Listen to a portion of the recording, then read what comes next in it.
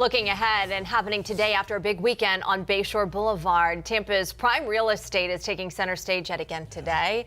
A developer will once again try to get Tampa City Council to approve a luxury condo building. Yeah, this is going to be the third try in many years for this particular project that has gotten lots of pushback from residents and the city. 10 Tampa Bay's Jenny Dean joining us live from Tampa City Hall, where a special meeting and public hearing will be held tonight to consider this project yet again. Jenny, good morning. After a lot of back and forth here, the developer made changes to finally try and get this thing passed.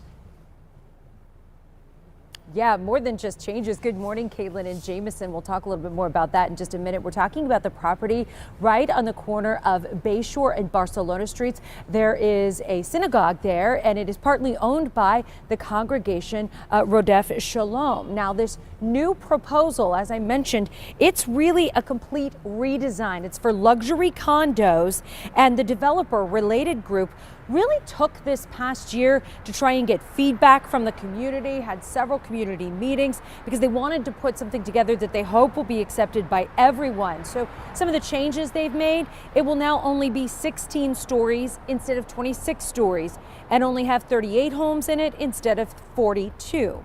Now, the developer is also planning to put in some more landscaping in hopes to create a buffer between the high rise and, of course, the Tampa Garden Club, which sits right next door. And that's important because in past proposals, it was the Garden Club that actually kind of helped organize some opposition to that original project.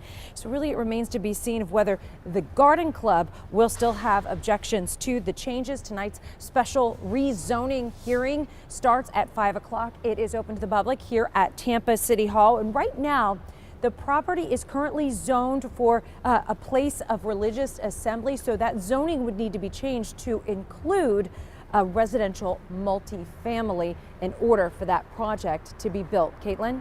Yeah, and Jenny, you mentioned the pushback over this project over the past couple of years. So with these changes, does it look like the community is going to be more accepting for it?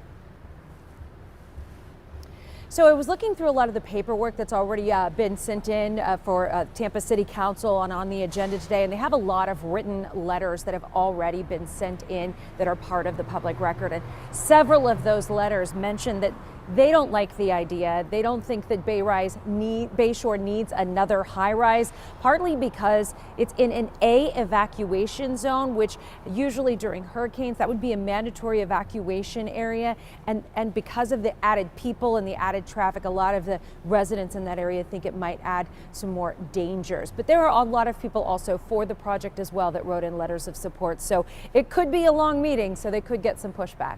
We're live in Tampa. Jenny Dean, 10 Tampa Bay. All right, thanks, Jenny.